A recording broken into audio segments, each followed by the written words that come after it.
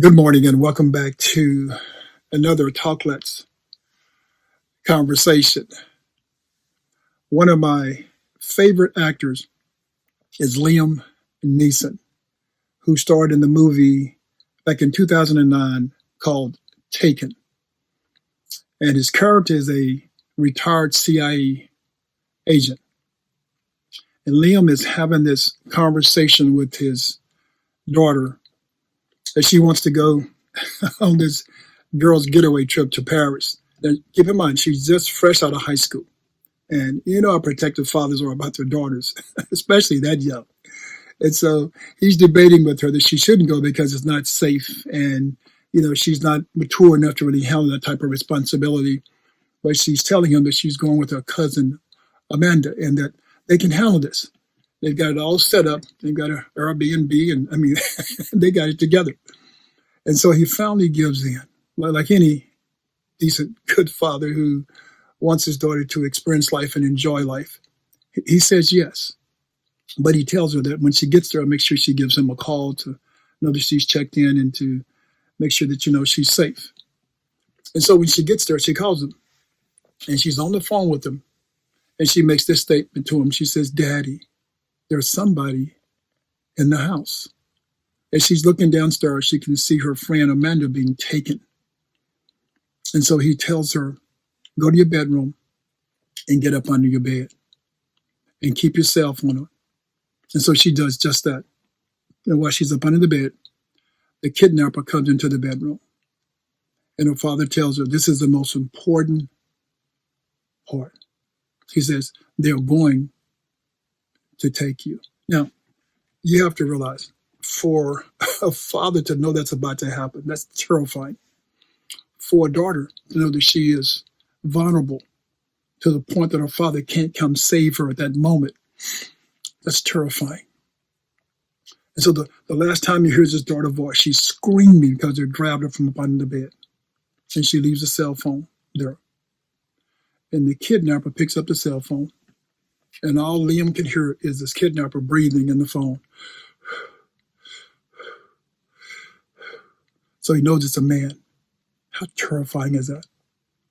To know that your precious daughter, your precious son, is being taken advantage of by somebody in a foreign country, somebody next door, and you can't get to him time enough to stop the pain, to stop the horrific feeling that's inside of them and then also inside of you as well. And so as the kidnapper picks up the phone, Liam makes this statement. He says, "I don't know who you are, and I don't know what you want. But if you're looking for ransom," he says, "I can tell you I don't have money." Now, this part reminds me of Apostle Peter and Apostle John coming to the temple, and they see this man begging for money, begging for food. And he reaches up and he begs them for money as well. And Peter makes this statement. He says, "I ain't got no money." He says, "Silver and gold, I have none." He says, "But what I'm packing, it's more precious than money." He says, "The skill set that I have, it's believe me, it's a lot better than money. This name that I'm carrying, it's more important than money. It's more sustainable than any dollar bill I could give you." Neil makes a statement, "But what I do have are a very particular set of skills." That's what Peter's saying. What I do have, this name that I do have, it's a very particular set of skills. He says, skills I have acquired over a very long career. Skills that make me a nightmare for people like you. He says, if you let my daughter go now, that'll be the end of it. If you let her go now, that'll be the end of it. That's a prayer we should be praying and telling Satan that I've got a particular set of skills. It's called prayer, it's called worship, it's called fasting. It's called Jesus Christ. Yes, that name that's above every name. And you need to let my daughter go now. Let my son go now. That prodigal son, that prodigal daughter, let them go now. And that'll be the end of it. I'll stop praying against you. in this particular area. But Leo makes a statement. He says, but if you don't, he says, I will look for you. And he says, I will find you and I will kill you. Most of us don't have that type of, if you will, courage, boldness to tell the devil, if you don't let my son go, I'm going to find you. I'm going to make sure I put Jesus on you. I'm going to make sure I pray day and night to make sure that Jesus kill you, to make sure that you're snuffed out in this area of my life. Most of us don't even think of praying like that. We're just so timid. Please, Mr. Devil, let my son go. No, that ain't going to work. That makes it very clear. If you let her go, that'll be the end of it. But if you don't, I will look for you. Oh, and I will find you. And I will kill you with this particular set of skills that I possess. And so Liam is listening on the phone intensely to see what the kidnapper is going to say. And this is what he says. He says, good luck. It so happened Liam was recording because what he was trying to do was get something out of this man. His dialect. I mean, how does he sound? I mean, what's his voice like? Because if I can get what type of nationality you are, maybe I can find my daughter. And so by him saying, good luck, that was all he needed. And what Satan is telling you is good luck. But you know who he is. It's very easy. We've been told who the enemy is. But are you praying in a way? Are you seeking God in a way to where the enemy knows, I'm going to get my hands up off of this person. I'm going to have to go ahead and let this person go. I'm going to have to leave this person alone because Donnie, these people, these believers, no, they pray too hard for God to intervene. I told you we love our babies. And the last thing we wanted was something to happen to one of them. When I was in college, I have a friend, and we drink and smoke, after we finish playing basketball, and we have a good time. And this one afternoon, though, he gave me this pill. It was called a Quaalude. It was something to just make you just kind of calm down, just relax, just chill even more. He didn't tell me that you're not supposed to drink alcohol with this pill. And so I drank beer behind it, and I'm just playing cards with the boys, and the next thing I know, 3 days later, when I said 3 days later, you heard me, I'm walking around like a zombie. I'm still like out of it, 3 days. I'm walking around going to class, and I'm just not myself. And I realized that someone could have took advantage of me. Someone could have taken me because I had no power. And that's what we tell our daughters and sons. Don't put your drink down because someone will put something in it and try to drug you. Don't smoke with people who you don't know. And even then, you shouldn't be smoking because they can lace it with something. My father told me before I left for college, he told me, Donnie, I don't do anything that makes my head hurt. That's what my father told me. He says, I don't mess with anything that makes my head hurt.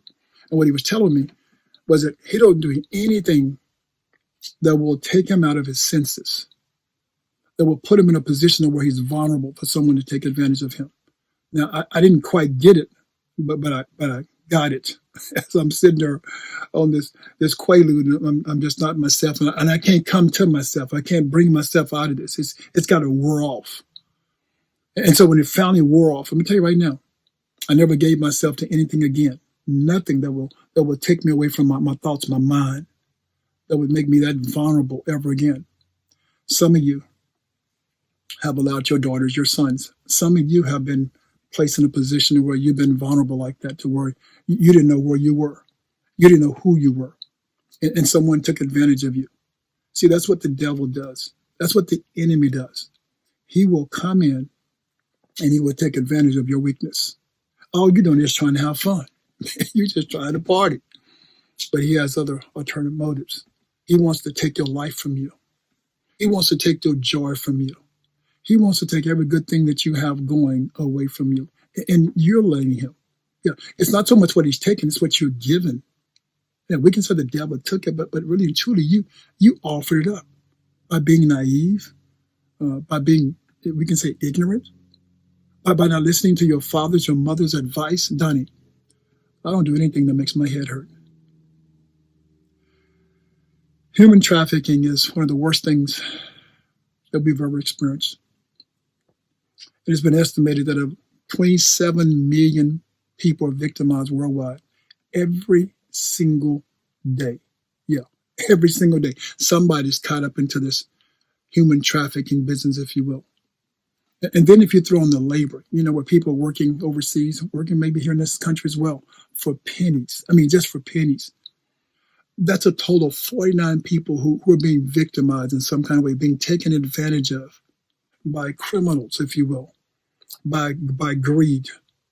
That's what's happening. So you don't think they'll take your daughter? I don't care who she is. You don't think they'll take your son? They'll take him. So we've all experienced being taken at one point or another. I mean, all of us. You've been taken advantage of by somebody. You've been taken to the bank. You remember that statement? You've been taken for granted probably most of your life. Some you've been taken for as a fool. And that's what happens. So what's my point? My point is that we're all familiar with being taken. So when we look at the story of Adam and Eve, when we see Eve being deceived, it's like nobody wants to relate to Eve, but you can. I mean, you've been duped before. You've been conned before. You've been what they call tricked before. You've been bamboozled. I mean, you was wanting one thing and they took advantage of you and they took all of you. I mean, come on, they cheated you. Out of what you were really wanting to do, somebody cheated you. Someone destroyed your soul for a moment. That's what they do. That's what the devil does. He is here to take advantage of you. The Bible says he comes to kill, steal, and destroy. That means he comes to take your soul from you. He comes to take your joy from you. He comes to take any innocence that you had from you. Only because you gave an ear. You allowed someone who's crafty, because let me tell you something. These boys, these women, they're crafty. I mean, they're skilled. They have a particular set of skills. I mean, to sell you a bill of goods, if you will, to sell you on a bad idea. And you jump all over it. But they're crafty. I mean, they got these cool words, sound so good. Girl, you're so fine. You're the prettiest thing I've ever seen, girl. But boy, you're so handsome. I mean, ooh, you're so built. Look how strong you are. And it gets in your head, and your head swells up, and you think, wow, somebody sees me. Somebody really sees me. No. They don't see you. They see what they want from you. That's what they see. Yeah, you see yourself full of yourself because someone said some clever, nice words. But here's my point, though. Have you taught your daughters and sons how the enemy's coming and how he's going to use clever words? He's going to use clever tricks and things to get inside of their head, to try to get inside of their spirit. Have you really taught them? We do a whole bunch of talking, and we're telling them what not to do and what to do. But have you really just laid it down? Just gave them that street language, that this is what's going to happen if you put yourself in a position. And this is what can happen, even just being in the world. Forget about being in a position. It's just that people will try to victimize you. People will try to take advantage of you. I remember when I was conned once. I think I was just green as I could be.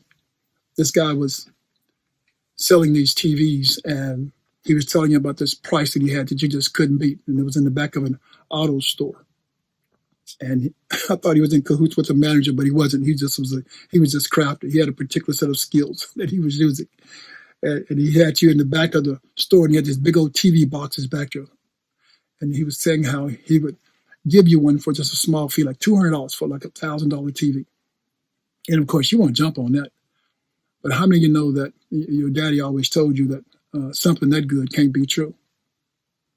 Well, what he was doing was he'd tell you to pull your car around after he's got your $200. Pull your car around to the back. And when you pull your car around to the back, that boy ran out the front door with your $200. He waved at the manager because he told the manager, when I wave at you, wave back at me because this guy back here, I'm telling him it's okay for me to come in the store. And so you think he waved at the manager because the manager's in on it, but the manager doesn't have a clue what's going on. Now, here I am out of $200, and I'm sweating. I'm suffering because I need my $200 if I ain't got my TV. But I happen to drive around and I'm praying, Lord, I need to see this guy now. Now, watch this. I don't know if this guy has a gun or a knife because, see, I'm frustrated now that somebody has conned me. Somebody has got one over on me. Come on, you can't do that to me. Come on, me of all people. I mean, I'm kind of careful. Now think about that, and I am. But I've been duped. Yeah, me, Mr. Careful. Me, I've been conned, and that bothered me immensely. And so I'm driving out of my car, and I see this guy walking, and now I'm so tense. I don't know if this is the guy or not, but I stop my car and I say, "Hey, guy," and he turns around, and it's him. And he says he's denying that it's him, but it's him.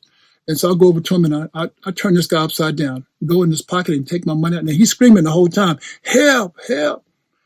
And when I finished getting my $200 out of his pocket, I just threw him on the ground like a piece of trash.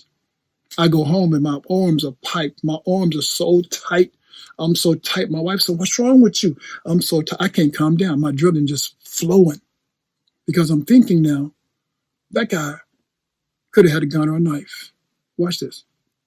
But that guy also could have got me arrested because I'm going into his pocket. Even though it's my money, no one knows that. I'm robbing this guy now. That's what it sounds like.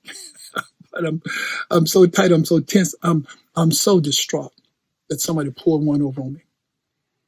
And so I'm going to get what's mine, but I'm doing it probably the wrong way when you think about it.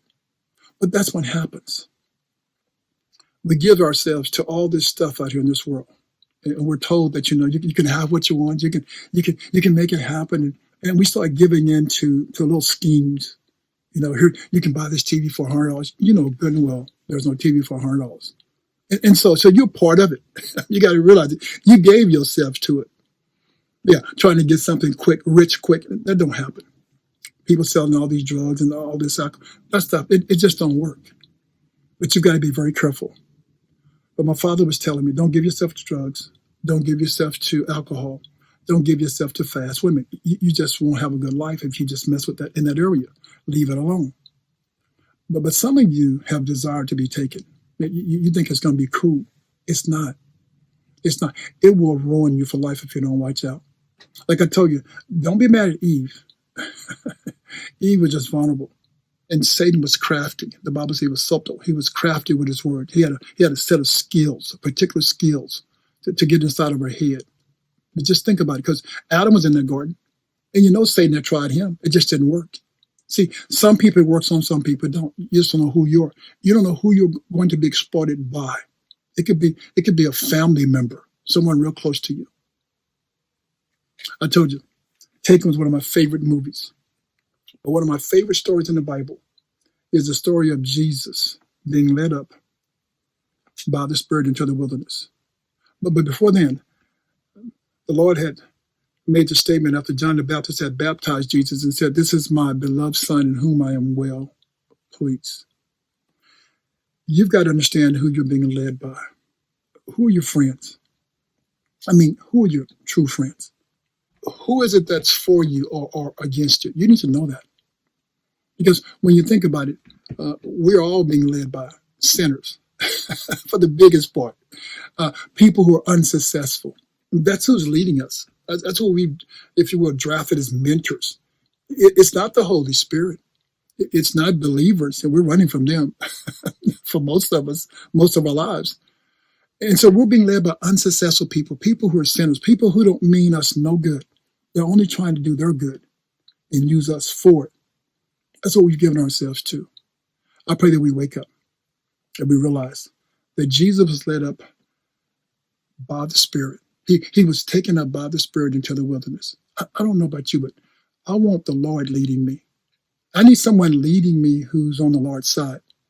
I need someone who's leading me who's a great mentor, who's looking out for me on every angle. We all want mentors. Well, there's nothing wrong with that. Go get you one. But get one who has your interests. I mean, come on, not just their interests, but someone who's looking out for you on every angle. That's what we all need. We need someone who believes in us enough to see us for who we really are and to pour into us the good, the bad, and the ugly. As Jesus is in that wilderness, though, Satan keeps taking him into different avenues, turn these stones into bread. He's taking him places. Yeah, he's showing him things. jump down off of this temple, and the angels will have charge to catch you. Then he takes him and he's, worship me, bow and worship before me. See, that's where it's all at. Satan wants you to worship him. Some man wants you to worship him. Some woman wants you to worship her. That's what it's all about. It's all about who you worship and who you're going to worship. And people will drug you to worship them. People will abuse you to worship them. I want to be led so that I can be fed, so that I can be filled up for all that's to come. If I don't put myself in the right position around the right people, that won't happen. I'm using the wrong octane. That's what I'm saying. I'm using something that's going to burn me out and burn me up over time. I need to make sure that I've got the right nutrients in my body. I'm around the right positive images, the right positive people.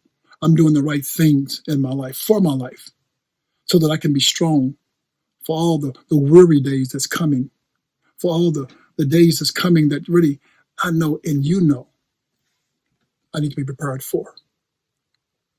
I pray that you are wise enough to understand that Satan has a bag of tricks, that he's crafty, and that he has a particular set of skills. But as Peter and John made the statement, so do we. We have a particular set of skills that we can use to pull you out, to pull you up. As they told the man who was sitting on the porch, take my hand. What he was saying was, take the name of Jesus. Yes, lift yourself up and walk. That's what we need. That's what our children need. Our children need information so that they can lift themselves up and walk out of any situation. Yeah. It's one thing to go and travel and enjoy this country. It's another thing to have common sense and to understand when you tell the devil to get thee behind me. Because I didn't tell you about the airport, how they were being picked up by this young man and they were being flirtatious with him and he's flirtatious with them. And all that was a game to get inside of where they were staying, were they by themselves, getting information. And so by Liam listening on the phone and understand the dialect of the individual, he was able to come over to Paris and find out where his daughter was and to save her. Now, let me tell you something. I told you there's 49 million people who are being exploited right now in human trafficking. He was one, and this is a movie, to find his daughter. There's so many people who are lost and will never be found. Not because they gave themselves to something, but because no one ever gave them the information they needed. No one ever told them to know, no. You don't need to go there and try to make that easy dollar. That easy money is funny money. Stay right here. Keep on grinding. Yes. Keep on believing. Keep on having hope. Keep on having faith. And something will turn for you for the better. But we give ourselves the stuff because we're rushing to have more, to be more, to do more. You can't plug up all those holes in your soul of the things that you're missing. Because, see, sin will take you. Yes. Sin will put you in human trafficking. That's what sin does. And that's what's happening inside of you right now, if you're not careful. You're trafficking yourself. Need I get deeper? You're trafficking yourself, going from bedroom to bedroom, from man to man, from woman to woman. You're trafficking yourself. The lust of the eye, yeah. You're mentally taking yourself out of the game. The lust of the flesh, oh yeah. This unforbidden stuff that you got yourself into. And then the pride of life. That's where you take yourself out of the game. It's because you have such a big head. Watch who you allow to whisper in your ear. My advice to anyone is to have a moment before you go to bed at night and reflect on all the things that you achieved today and on all the things that you didn't achieve today. Look at all the things that you got caught up into, all the sin that you allowed to come into your life, and all the things that you did that you held sin off. And then make your to-do list for tomorrow. Because all the things that you didn't accomplish, you need to accomplish tomorrow. And then have a moment to just repent. Have a moment to ask God to forgive you, to make you better for the next day.